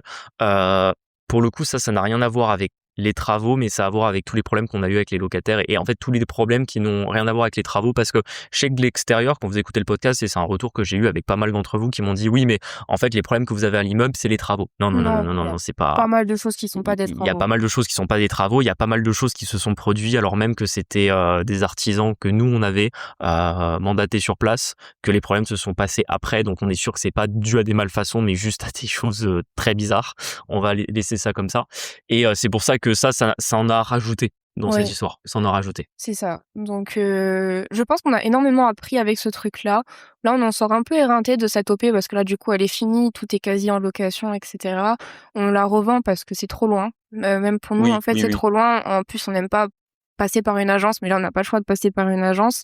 Ils sont pas efficaces, c'est la deuxième que je prends, je suis sûre que si j'en prends une troisième, ça sera pareil. Ça c'est un autre conseil que je peux vous donner, c'est éviter au maximum les agences de gestion locative. Vraiment, je n'en ai jamais connu qui étaient satisfaits de leur agence. C'est ça. Donc là actuellement on le vend, j'espère bientôt d'ailleurs, et on tourne un peu la page, mais c'est vrai que du coup la vérité c'est qu'on a quand même augmenté nos skills. Ah oui, là pour le coup, on est. Des fois, je me dis, on était un peu fous de partir sur un truc comme ça. C'est que c'est un truc tout bête, mais c'est que cette OP, vous savez, il y a toujours le fameux syndrome de l'imposteur, c'est-à-dire avoir un peu honte de se croire qualifié dans un domaine. Et c'est vrai que pour le coup, avant cette OP-là, j'aurais eu du mal à accompagner des gens dans l'immobilier parce que j'aurais estimé que je ne savais pas suffisamment de choses, que ce soit sur Enedis, sur les travaux ou autre. J'avoue que cette OP-là était tellement catastrophique pour nous et nous a demandé tellement d'énergie, d'investissement, et on a appris tellement de choses que pour le coup, c'est après cette OP-là, on a décidé d'accompagner des investisseurs parce que pour le coup, on se sentait suffisamment rodé et suffisamment compétent. Oui, c'est ça. C'est-à-dire qu'à partir de là, on se sentait vraiment d'épaule pour pouvoir accompagner des investisseurs, et que même si malheureusement, ils avaient parfois quelques soucis sur leurs OP, pour savoir exactement leur dire quoi faire pour leur permettre justement de se sortir mieux que ce que nous était arrivé, parce que justement, comme on était tout seul, on avait dû l'apprendre sur le tas, quoi. C'est ça. Et vas-y. Vas-y. Non, mais du coup, j'allais renchaîner. Ouais, sinon, en parallèle, on fait deux autres OP qui sont assez importantes. On fait une OP, pour le coup, qui est beaucoup plus proche de chez nous, de 11 lots. Après, ça peut paraître énorme, 11 lots, mais c'est des bureaux. Donc, forcément, c'est des loyers un peu inférieurs des apparts. On est entre 200 et 300 euros par mois. Beaucoup moins chiant à gérer. Ça reste du professionnel. On fait en parallèle le local commercial qui, maintenant, du coup, est devenu nos Airbnb depuis. On achète un autre local commercial à 250 000 euros. T'es tombé dessus. Ah oui, ok, celui-là, ouais. Ouais, c'est ça, que j'achète à ouais, je vais un peu vite sur les anecdotes parce que sinon l'épisode il va durer 2 heures. Qu'on achète et qui est aujourd'hui notre plus gros locataire qui nous paye 2 900 € de loyer tous les mois. Donc c'est un peu là où on fait nos dernières OP avant de quitter notre job. On se marie avant aussi. On se marie avant, c'est ça. On se marie une grosse fête pour fêter tout. les 7 dernières années qui se sont écoulées. Notre mariage, la transition, le fait qu'on ait pu quitter notre job. Et c'est vrai qu'on est très heureux au 31/12/2024 d'avoir pu quitter le salariat. Et c'est vrai que tous les jours, tu vois, en ce moment, Marie, c'est vrai que tu cours un peu à droite à gauche des fois parce qu'en ce moment, sur la répartition, moi, je suis un peu plus sur les coachings et Marie un peu plus sur la gestion de l'IMO. Et c'est vrai que tu cours un peu partout, mais pourtant, à chaque fois qu'on en discute, tu me dis non, en vrai, je préfère quand même faire ça que d'être salarié. Largement. Ça a vraiment plus de sens de le faire pour nous. Alors des fois c'est ingrat, hein, je dis pas, je fais des rénovations un peu des Airbnb. Là on a l'appart à la mer qu'on doit mettre sur Airbnb. Du coup faut que ça avance. Bon c'est vrai que passer une après-midi à faire de la peinture, monter des meubles, c'est pas le plus fun, mais en vrai ça a du sens, c'est beaucoup plus de sens que les jobs qu'on faisait avant. Et puis c'est surtout que c'est ce qu'on voulait au final. Et en fait s'être accompli d'avoir un objectif aussi long terme et d'y être enfin arrivé. En vrai, c'est très gratifiant, je trouve. Tout à fait. Je vous souhaite de tous y arriver dans une vie parce qu'en fait, ça nourrit, vous savez, il y a la fameuse pyramide de Maslow où d'abord vous voulez satisfaire vos besoins primaires, manger, dormir, et ensuite, vous avez besoin quand on est un être humain de s'épanouir intellectuellement, de s'épanouir dans sa vie, d'avoir des objectifs, des avancées. Et vraiment, c'est ce que nous a apporté l'IMO dans notre vie, c'est-à-dire que on a eu des difficultés, on a pu avoir des échecs parfois, mais on a surtout eu beaucoup de réussites. On est fiers de ce qu'on a fait. Et encore une fois, au-delà de l'aspect purement pécunier, parce que et je pense que c'est sans doute ça qu'on a le plus appris ces 8 dernières années, c'est qu'au-delà de l'aspect pécunier qui nous avait amené là-dedans, c'est vrai qu'on a commencé l'investissement immobilier pour gagner du fric, pour augmenter notre train de vie, pour ne pas dépendre d'un patron. En fait, on a appris beaucoup sur nous-mêmes, sur le monde, sur l'économie, sur le fait de comment fonctionne vraiment le circuit, comment tu te places au bon endroit pour tout simplement gagner de l'argent, comment tu gères des actifs. Et c'est vrai que ça n'a pas de prix parce que c'est ce qui amène la vraie liberté de se dire que globalement, si tu devais recommencer à zéro, tu saurais le faire parce que tu partiras armé. Alors, par exemple, si demain on recommence à zéro, on ferait probablement de l'immobilier, on pourrait même faire autre chose parce qu'en fait, on a appris un système qui est duplicable dans beaucoup de domaines. C'est-à-dire que le travail, l'accomplissement, les objectifs, moi je parle toujours d'objectifs court, moyen, long terme, c'est des choses qui marchent partout et que vraiment, je souhaite à tous les gens qui justement veulent se bouger. On parlait un peu de ce qui a été notre déclic qui nous a rendu zinzin, c'est justement le Covid, le confinement et tout ça. Mais c'est justement d'être capable de choisir, de pas dépendre de ça et d'être capable de créer son propre système et d'avoir des choses à raconter. Parce que ça, pour le coup, c'est quelque chose qui est vraiment vrai qu'on voit aujourd'hui dans notre cadre de vie, dans notre entourage. Alors, on est très content. D'ailleurs, on en a même pas parlé. On l'a tout à l'heure, mais que le podcast finalement ne nous avait pas fait perdre d'amis, bien au contraire, on en a gagné. Nous, on a eu de la chance finalement qu'on s'est rendu compte qu'on était toujours très bien entourés dès le début et que même famille, amis qui ne voulaient pas faire de l'investissement, qui sont pas du tout appétents à ces domaines-là, sont restés nos amis avec qui on est toujours très content de partager des choses. Et c'est vrai que pour le coup, en comparaison, on a rencontré beaucoup d'investisseurs, beaucoup d'entrepreneurs qui ont toujours des choses à raconter, des histoires. Et c'est vrai que pour le coup, tout ce qui nous est arrivé dans l'IMO, ça nous permet qu'on rencontre n'importe qui, on s'assoit à une table, on commence à discuter, on peut discuter toute la nuit de sujets, d'anecdotes, de choses qui nous sont arrivées. Et vraiment, on n'a absolument aucun regret d'avoir fait tout ça, même s'il y a eu des périodes pas faciles. Ouais. Et c'est pour ça que vraiment, quand on voulait vous faire cet épisode un peu parcours, on voulait vous montrer un petit peu les étapes. Et nous, on n'aime pas, vous aimez les histoires quand vous regardez les Avengers, c'est que vous voyez Iron Man affronter Thanos. Iron Man, à un moment donné, il se fait éclater la gueule. À la fin, il gagne quand même. Voilà, ça c'était nous. C'est ça. Donc voilà, il faut vraiment comprendre que ça se passe un petit peu comme dans les films là-dessus, mais qu'en tout cas, ceux qui vont vous dire que c'est un long fleuve tranquille et qu'en fait, ils se sont mis dans une bouée à Aqualand et ils étaient en haut, ils sont arrivés en bas et c'était réglé, ça se passe pas comme ça, en réalité. Donc, si vous êtes soit au début, soyez armés parce que vous allez en avoir besoin et c'est normal et c'est sain. Et encore une fois, le fameux si c'était facile, tout le monde le ferait. En fait, c'est facile de démarrer, mais là où ce sera moins facile, c'est de tenir dans la durée. Donc, retenez bien ça en tête. Et si justement, vous êtes dans le fait de justement faire des OP, des fois je parle sur Instagram avec certains investisseurs qui me disent ouais, je suis en train d'acheter le deuxième immeuble, on est en train de chercher le deuxième, etc. Franchement, c'est super intéressant parce que je sais qu'ils sont à un moment où justement, nous on voulait transmettre cette force-là, d'avancer là-dessus. Et c'est pour ça que c'est un peu ça aussi aujourd'hui quand on accompagne des investisseurs. Et c'est pour ça que je me régale, vraiment c'est une activité qui me plaît parce que en fait je reviens à des moments où nous on était en difficulté dans l'immobilier et j'ai l'impression d'être un peu comme si je remontais le temps pour moi-même, tu vois. C'est-à-dire que nous on a souvent, comme tu disais, été tout seul. On avait en plus pas de réseau, on avait personne vers qui se tourner quand on avait des galères. On réfléchissait nous-mêmes, on faisait des nuits blanches, on dormait mal, on passait des mauvaises journées à se faire des nœuds au cerveau, à gérer des problèmes. Et en fait, on aurait tellement aimé avoir juste quelqu'un qui avait de la connaissance et qui était capable de nous mentorer sur ça. Et moi, c'est un peu la position que j'aime aujourd'hui, c'est finalement d'être un mentor et de permettre à des gens qui justement démarrent de pas avoir les mêmes écueils que nous, de pas faire les mêmes erreurs, de simplement aller plus vite. C'est pour ça aussi qu'on accompagne parfois des investisseurs qui ont déjà des biens, pas que des primo-investisseurs qui font leur première OP, mais des fois des gens qui vont avoir 1, 2, 3 OP, qui se tournent vers nous pour accélérer parce que tout simplement juste d'avoir un conseil, quelqu'un qui a de l'avance, quelqu'un qui est passé par là, de juste avoir un recul et moi je prends vraiment toujours beaucoup de temps à bien réfléchir à ce que je dis à l'investisseur, d'essayer de trouver les mots qui lui correspondent, qui correspondent à sa situation pour tout simplement il puisse avancer. Et vraiment rien que pour ça, je regrette pas toutes les étapes dans lesquelles on est passé, parce que si ça avait été facile et qu'on n'avait pas galéré, je serais absolument pas capable aujourd'hui de conseiller d'autres investisseurs quand ils sont dans des galères à trouver une solution. Ouais, exactement. C'était très beau mot de conclusion, vraiment. J'ai tout donné, je commence à avoir faim parce que je pensais pas que le podcast serait si long et il faut que je mange. Non, mais on essaie de transmettre le plus qu'on peut et on peut que vous encourager à faire ça. Et tu vois, moi, juste pour conclure un petit peu aussi, c'est que du coup, je me sens, comment on peut dire, tu sais, avec de la gratitude de pouvoir maintenant choisir les prochaines étapes de notre vie. Et c'est vrai qu'il y a un truc, après, genre 2024-2025, je vois pas de quoi on pourrait ne pas être capable. En fait, il y a un peu tout qui est possible. Tout à quand fait. vous vous dépassez d'un point de vue système nerveux, gestion de problèmes, Oui. que vous acceptez de perdre de l'argent. Ça, on l'a déjà dit sur le podcast, mais quand on était plus jeune, on avait vraiment du mal à perdre de l'argent, accepter de laisser partir tu sais, un petit impayé, tu vois, ce genre de choses.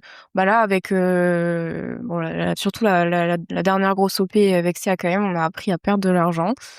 Et c'est pas que c'est un mal pour un bien, mais quasiment, parce que maintenant, en fait, qu'est-ce qui peut nous arriver en fait, on est tellement compétents que bon, il y a peu de chances qu'on perde énormément d'argent, et si on en perd, en fait, c'est la vie, on en refera et c'est pas grave.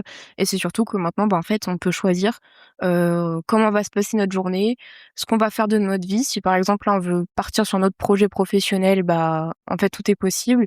Et je le souhaite à tout le monde de trouver cette liberté-là. Et je pense que Marie et Julien de 2018, qui avaient 20 ans, seraient contents de savoir qu'en fait, à bientôt 30 ans, ils peuvent faire ce qu'ils veulent, quoi. Qu'on a quitté le système et qu'on a mené notre barque là-dessus à travers les tempêtes, et que même si des fois on a perdu des planches, on a quand même atterri sur la bonne plage. Exactement. J'adore les métaphores. Ouais. Bon, on arrive à la fin de cet épisode. Ouais. On espère que tu veux dire peut-être un petit mot de la fin. Là, on s'est arrêté fin 2024. Il y a eu 2 opérations de plus après. Un petit local commercial qu'on a acheté tout début 2025, qu'on avait visité. Je rentrerai peut-être dans les détails une autre fois. Et puis, on vous raconte pas jusqu'à aujourd'hui, mais limite, ça aurait dû faire partie d'une partie 3, parce que pareil, on a encore plein de choses à raconter sur la suite. Mais c'était important pour nous de refaire cet épisode parce que le seul épisode parcours qu'on avait fait, je me souviens du titre, on avait parlé de 34 lots, donc ça devait être fin 2023, non, c'est il y a plus de 2 ans et demi même. Ouais. C'est il y a plus de 2 ans et demi, donc pour moi c'était important. Et en plus, comme on n'avait pas fini le game, entre je parle pas ça pour me la péter, mais plutôt que je vois l'allégorie du jeu vidéo, on n'avait pas fini la quête principale de quitter nos tafs à ce moment-là. Globalement, on n'avait pas le même recul que ce qu'on a pu dire aujourd'hui dans cet épisode, et surtout de le regarder avec nos yeux d'aujourd'hui, les étapes par lesquelles on est passé. Sachant que du coup, on a quasiment doublé le parc, et je pense qu'on a vraiment énormément appris là sur les 3 dernières années. Tout à fait. Ça a été ça a été à la fois les plus intenses et plus les formatrices, tout à fait. Comme quoi, même après 2-3 ans d'investissement immo, et c'est pour ça que je le dis toujours, encore une fois, moi je veux vexer personne quand par exemple quand je dis que on s'improvise pas coach IMO après 1, 2, 3 opérations. C'est parce que vraiment moi je l'ai réalisé que globalement avant quasiment 6 ans d'expérience dans l'immobilier, en fait on était limite pour pouvoir conseiller d'autres gens. Il y avait beaucoup de choses qu'on n'avait pas vues après. D'ailleurs, ça nous avait jamais trop traversé. C'est ça. Et c'est vraiment maintenant qu'entre guillemets on a toutes ces années derrière, que globalement on se dit ok, maintenant on peut se permettre de donner des conseils, parce que entre guillemets plus que la preuve entre guillemets, on a la connaissance, c'est ça qui est le plus important derrière. Puis si on peut faciliter tout ça, tout à fait. Aux autres, on le fait parce qu'il y a quand même un truc. Je pense que, enfin, ça me fait rire parce on a dîné il y a pas très longtemps avec des investisseurs qu'on aime beaucoup, qu'on a accompagnés l'année dernière. Et c'est un peu ce que je leur disais, ils se rendent pas compte en fait. Alors ils sont plus âgés, enfin ils ont démarré plus tard que ce que nous on a démarré. Mais en fait ils peuvent aller tellement plus vite parce que nous on avait 21 ans. Enfin c'était un peu ghetto les premières années, c'est se ça, faire financer. C'était pas évident. On a parlé plein de fois que quand t'es jeune, il y a plein de moments où ça va te desservir, etc. Donc vous pouvez aller où vous voulez. Il suffit juste de faire le plan et de s'y tenir et vous pouvez aller très vite. Nous on a fait ça en 7 ans. Mais franchement, quelqu'un de déter avec un CDI, etc., ça peut aller beaucoup plus vite. C'est ça. Et peut-être qu'on fera une autre. Julien, il peut faire une 3e partie. Presque, parce que du coup, il nous est encore arrivé plein de choses depuis qu'on a quitté notre job fin 2024. Mais en tout cas, on va dire que sur la partie parcours de comment on a fait pour quitter notre job, on a terminé et il nous fallait bien au moins plus de 2 heures, je pense. Pour, 1h10. Il nous fallait pile 2 heures pour parler de tout ça. Donc j'espère en tout cas que ces 2 épisodes, partie 1, partie 2, vous auront plu. J'espère aussi que ceux qui ne connaissaient pas ou savaient pas exactement par quoi on était passé, j'espère que maintenant vous y voyez un peu plus clair sur qui on est, sur ce qu'on a traversé et sur ceux qui nous connaissaient déjà. Peut-être est-ce que vous avez appris des nouvelles choses, est-ce que notre regard vous a plu là-dessus? Est-ce que les anecdotes vous avez trouvé folles ou pas? Ça serait intéressant de nous le dire aussi. Et franchement, n'hésitez pas à nous faire des retours. Moi, j'aime bien qu'on a des... pas trop plus se surpasser niveau anecdote. C'est ça. Surtout qu'en vrai, en ce moment, je suis vraiment actif sur Instagram. Donc, entre guillemets, quand vous nous envoyez un message, etc., j'y réponds avec plaisir. Et donc, vraiment, n'hésitez pas. Je sais que des fois, il y a des périodes, on a peut-être certains qui ont pu envoyer un message et ils avaient soit pas une réponse tout de suite, soit une réponse où ça se voyait qu'on n'avait pas trop le temps de répondre. Mais là, en ce moment, on est dans une période où on a plus de temps. Donc, n'hésitez pas à interagir avec nous. Franchement, on kiffe. C'est ça. On espère que cet épisode vous a plu. N'hésitez pas à nous mettre 5 étoiles, ça nous soutient et ça permet de faire grossir le podcast. À nous rejoindre sur YouTube et Instagram, La Fouserie. On vous partage notre quotidien d'investisseur et on se dit à la semaine prochaine pour un prochain épisode. À bientôt. Ciao.